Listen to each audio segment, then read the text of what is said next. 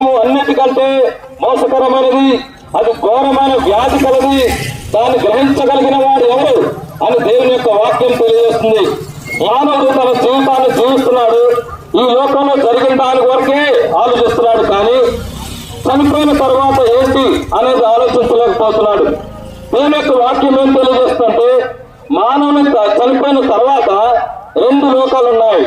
ఒకటి నరకము, మరి ఒకటి పరలోకము.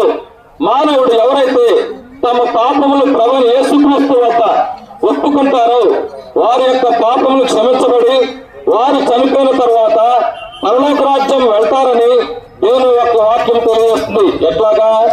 యేసు రక్తము ప్రతి పాపము నుండి మన కడిగి పవిత్రంగా చేయను అనగా, మన పాపములన్నిటినీ మనం ఒప్పుకునే నేరలా ఆయన నమ్మదగిన వాడును నీతిమంతులను కనుక మన పాపములు క్షమించి సమస్త దుర్నీతి నుండి మన కడిగి పవిత్రంగా చేయను.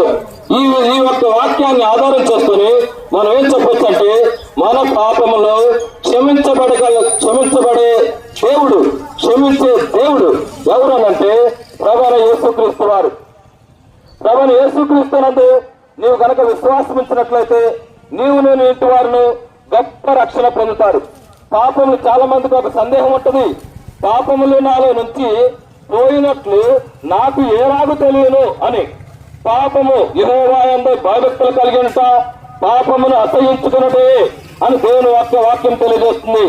నీవు పాపములు ఎప్పుడైతే ఒప్పుకుంటావో, ఏ వ్యసనం నుంచి నువ్వు బయటపడలేకపోతున్నావో అనగా సిగరెట్ తాగటము, మందు తాగటము, వేరే వాళ్ళ మీద క్రోధం చూపించడము, ఇటువంటి వాటన్నిటి నుంచి తప్పించబడాలంటే నీ సొంత ప్రయత్నాల్లో ఏ విధంగా కూడా నీ పాపాలు క్షమించబడవు, ఏ విధంగా కూడా నీవు మార్చుకోలేవు. అయితే యేసు ప్రభు దగ్గర నీ పాపాలు ఒప్పుకున్నట్లయితే నీ పాపాలు క్షమించబడతాయి. గుర్తేంటి? ఆ పాపం అంటే నీకు అసహ్యం వేస్తుంది, ఆ పాపం చేయబుద్ధి కాదు. కాబట్టి ప్రభువైన యేసుక్రీస్తునందు నీవు విశ్వాసం ఉంచుము, నీవు ఇంటి వారిని గొప్ప ఆత్మరక్షణ పొందదు.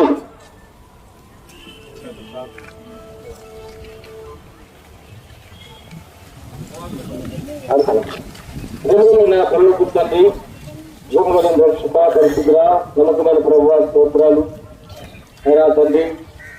పెద్దలో చెప్పిన సెంటర్లో చెప్పినటువంటి వాక్య భాగాన్ని బట్టి వందనాలు.